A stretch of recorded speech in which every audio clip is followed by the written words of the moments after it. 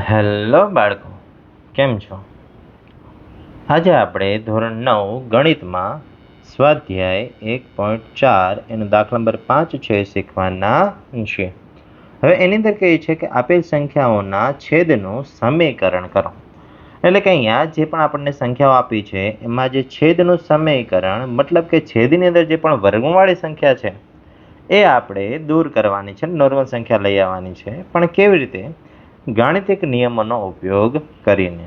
Yes, તો ચલો હવે અહીંયા સમજીએ. તો કે દાખલા નંબર 1 એની અંદર તો કે એની અંદર જે આપણને સંખ્યા આપી છે એ કઈ છે? તો કે 1 છેદમાં વર્ગમૂળમાં 7.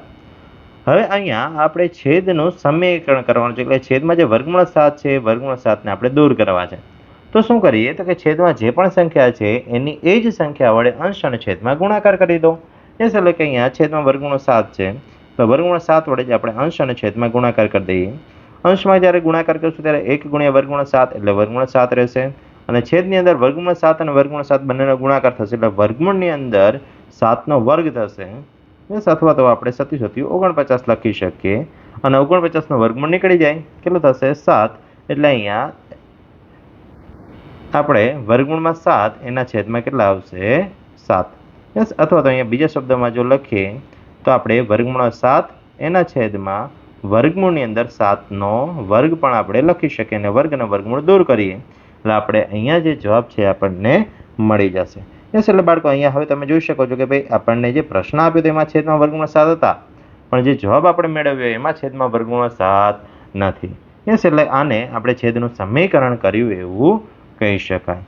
ચાલો હવે આગળ જોઈએ. તો હવે આગળ બીજા દાખલામાં આપણને જે રકમ આપી છે એની અંદર બે સંખ્યાઓ આપી છે છેદમાં, અને બંને બાદબાકીના સંબંધમાં છે. તો એનું શું કરવું? ધારો કે એક સંખ્યા હોય તો આપણને ખબર પડી કે ભાઈ એની એ જ સંખ્યા વડે અંશ અને છેદમાં ગુણાકાર કરી દો, એટલે છેદમાં જે વર્ગ આવશે એટલે વર્ગ અને વર્ગમૂળ આપણે દૂર કરી દઈશું. પણ હવે બે સંખ્યા હોય તો શું કરવાનું? તો કે બે સંખ્યા હોય તો એની એ જ સંખ્યા રાખવાની, પણ વચ્ચેની જે નિશાની છે ને એ બદલી નાખવાની.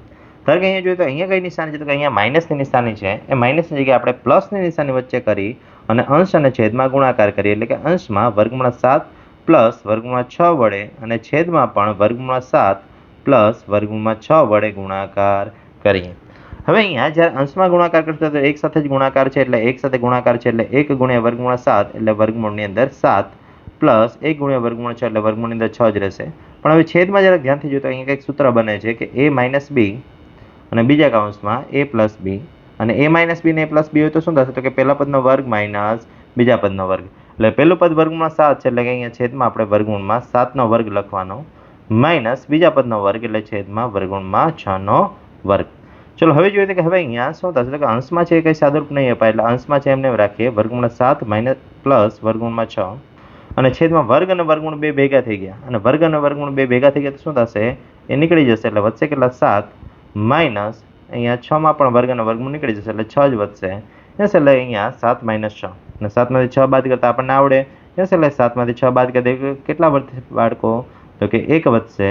એટલા માટે અહીંયા જે આપેલી સંખ્યા હતી 1 છેદમાં વર્ગમૂળમાં 7 માઇનસ વર્ગમૂળમાં 6 એનું છેદનું સમીકરણ કરતાં આપણને વર્ગમૂળ 7 પ્લસ વર્ગમૂળમાં 6 ભાગ્યા 1 જવાબ મળે છે. અને આના જવાબમાં પણ આપણે જોઈ શકીએ છીએ બાળકો કે ભાઈ ક્યાંય છેદમાં વર્ગમૂળ દેખાતું નથી. અંશમાં વર્ગમૂળ હોઈ શકે પણ છેદમાં વર્ગમૂળ હોય નહીં. ચાલો હવે આગળનો દાખલો કરીએ, ત્રીજો દાખલો. તો ત્રીજા દાખલામાં પણ સેમ એ જ રીતે છે બાળકો, તો જરાક ધ્યાનથી જુઓ. તો આમાં પણ છેદમાં છે બે સંખ્યા આપણને આપેલી છે, વર્ગમૂળ 5 પ્લસ વર્ગમૂળ 2. તો હવે અહીંયા શું કરી શકાય બાળકો? ચલો વિચારો તો. ચલો તો હવે અહીંયા શું કરીએ? તો કે ભાઈ અહીંયા જે છેદમાં સંખ્યા આપી છે એની એ જ સંખ્યા વડે અંશમાં ગુણાકાર કરીએ, પણ ખાલી વચ્ચે નિશાની બદલી નાખશું. અહીંયા પ્લસ છે એટલે અહીંયા આપણે કઈ લઈ લઈએ?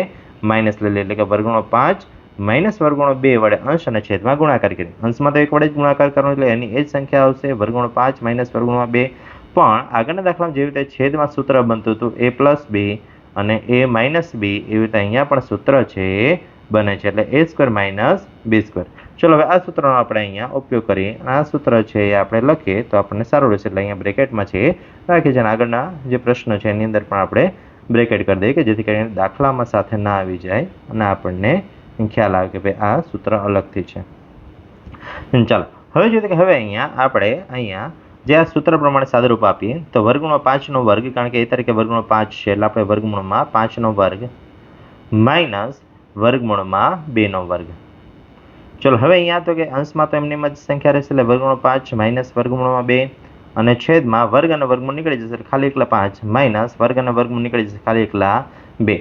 ચલો હવે 5 છે એ એમાંથી 2 બાદ કરી દઈએ, અંશને એમને એમ રાખીએ, વર્ગમૂળ 5 માઇનસ વર્ગમૂળ 2, 5 માંથી 2 બાદ કરી દઈશું એટલે આપણને 3 મળશે. યસ, એટલે અહીંયા 1 છેદમાં વર્ગમૂળ 5 પ્લસ વર્ગમૂળમાં 2 એનો જવાબ આપણને વર્ગમૂળ 5 માઇનસ વર્ગમૂળ 2 ભાગ્યા 3 મળે છે.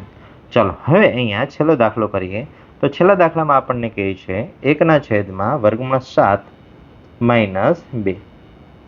ચલો હવે અહીંયા શું થશે તો કે 1 છેદમાં વર્ગમૂળ 7 માઇનસ 2. ભલે અહીંયા એક જ સંખ્યાનો વર્ગમૂળ હોય પણ રીત છે સેમ એની એ જ પકડી રાખશું. રીત આપણે યાદ કરીએ બાળકો કે ભાઈ હમણાં 1-2 મિનિટ પહેલાં આપણે શું કરતા હતા તો કે જે છેદમાં સંખ્યા હોય એની એ જ સંખ્યા વડે ગુણાકાર કરતા, ખાલી નિશાની બદલી દેતા હતા. એટલે અહીંયા માઇનસ છે એટલે આપણે જે ગુણાકાર કરશું એમાં વચ્ચે કઈ નિશાની મૂકશું? પ્લસની. અંશમાં એક સાથે જ ગુણાકાર કરવાનો છે એટલે એની જ સંખ્યા રહેશે વર્ગમૂળ 7 પ્લસ વર્ગમૂળમાં 2, વર્ગમૂળ 7 પ્લસ 2 અને છેદમાં આપણે સૂત્ર વપરાશે. કયું સૂત્ર વપરાશે બાળકો યાદ કરો તો કે a માઇનસ b અને બીજા કૌંસમાં a પ્લસ b બરાબર a square minus b square. Yes, એટલે આ જે સૂત્ર છે આપણે અહીંયા વાપરશું.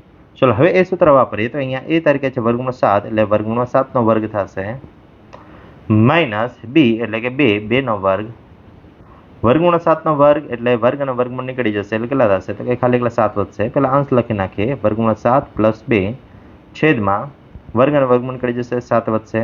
પણ હવે અહીંયા 2 છે એમાં ક્યાંય વર્ગમૂળ નથી એટલે આપણે અહીંયા ફરજિયાત વર્ગ કરવો પડશે કારણ કે વર્ગ એમને એમ નહીં નીકળે એટલે 2નો વર્ગ 4 અને 7માંથી 4 બાદ કરી દઈએ એટલે આપણને 3 મળશે. એટલે જવાબ આવ્યો છે વર્ગમૂળ 7 પ્લસ 2 છેદમાં 7માંથી 4 બાદ કરી દઈએ એટલે આપણને 3 મળશે. યસ, એટલે આવી રીતે 1 છેદમાં વર્ગમૂળ 7 માઇનસ 2 બરાબર આપણને એનું છેદનું સમીકરણ કરતા આપણને વર્ગમૂળ 7 પ્લસ 2 છેદમાં 3 છે આપણને જવાબ મળે છે.